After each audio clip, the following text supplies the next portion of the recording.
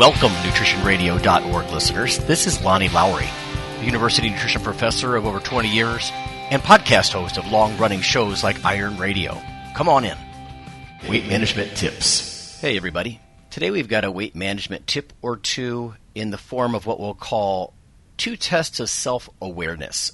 No app required. I know a lot of people use gadgets and apps to keep track and log their intake and whatnot. That's not a bad idea.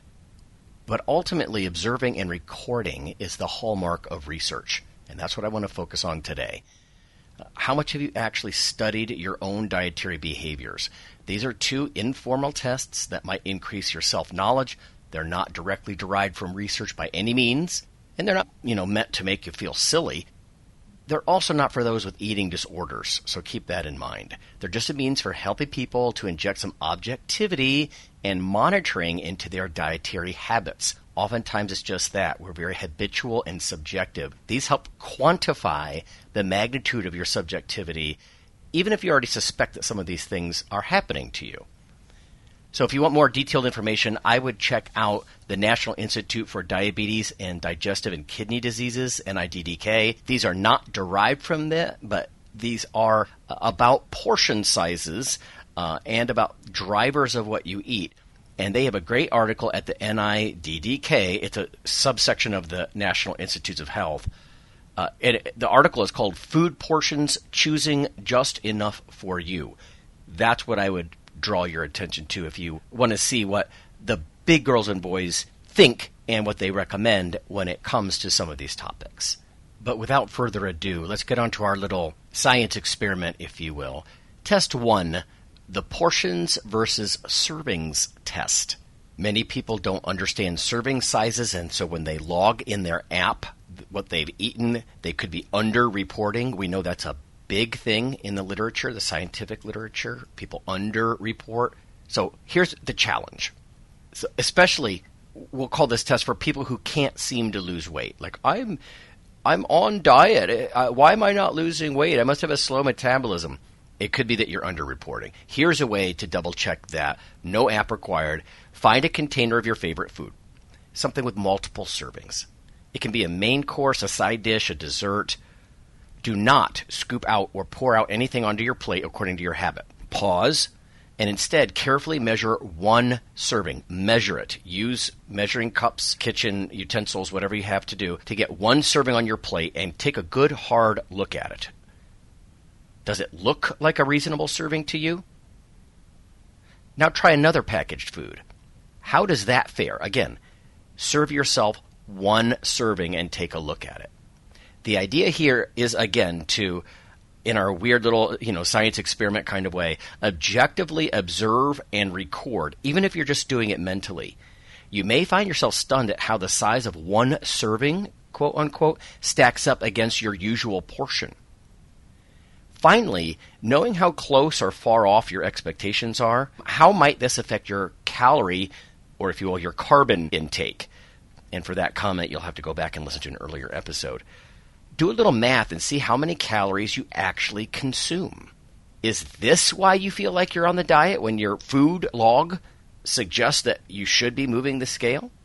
Just a personal aside, I was almost offended by the old school half-cup serving of ice cream. Now, since that was established, it's been made 2/3 cup, I believe, but pitiful. My usual portions are 4 times that. Now, I like ice cream. I know that's one of my things. That's a personal awareness thing for me. I would have guessed I was eating 2 servings, but 4? I would have underreported a few hundred calories into my phone app, like a tracker, right? So you may also find this is true with things like bagels. Some databases list the kcal and nutrients for tiny, like a 4-inch bagel or something along those lines. That's a far cry from the huge thing you may have in your hand. So again, physical test. How do your portions stack up typically compared to what the government or the label suggests is a serving? Again, you may realize that serving sizes on labels are typically small, but actually quantifying this and trying to get your head around literally how many hundreds of calories off you can be, it helps remove that sense of frustration, like, I'm eating on target, why isn't the scale moving? Something along that line. Okay, let's look at test number 2, informal science experiment number 2, the grocery store challenge. Before your next trip to the grocer, rate your hunger. And I think you know where I'm going on this. Rate your hunger on a 10-point scale. Higher is hungrier. Jot down the date and the number, your hunger number, on a Post-it note right there in the car, right there in the parking lot before you go in. Then go do your shopping as usual. Save the receipt. Repeat steps 1 through 3 for the next month. So for the next several times you go to the grocery store, you get to the grocer, just kind of habitually jot down what's my hunger on a 10 scale, and then save the receipt. That's all you're doing. At the end of 30 days, you set aside an afternoon to review your data. And this is something that I'm bad about. I'll record diet log information or training log information, and I won't go review it. So at the end of 30 days, set aside an afternoon to review it, even if it's just an hour or so. Down the left side of the page, list the date of each trip to the grocery store, right, and the matching hunger number next to it.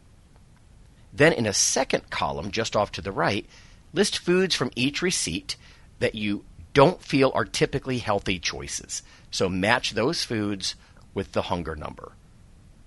Is there any correlation that you can eyeball? I'm not asking you to put this in Excel and run, a strict, Pearson R or something like that. Just eyeball. Is there any correlation? Did you make more impulse buys when the hunger numbers were higher?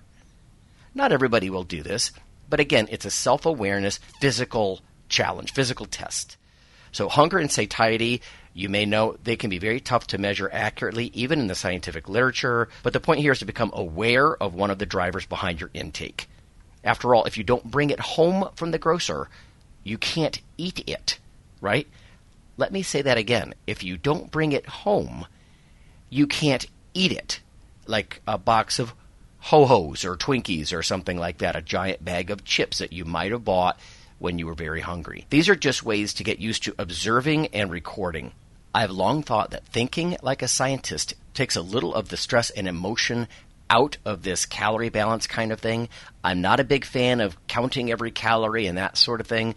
I am a fan, though, of thinking like a scientist and being objective about this and trying to remove some of the frustration and subjectivity that does plague some people. So that's just something to think about this week. We'll see you later. The nutritionradio.org podcast is for informational purposes only. If you're interested in starting a diet or exercise program, check with your physician, nutritionist, or qualified exercise physiologist in order to make the progress that you need.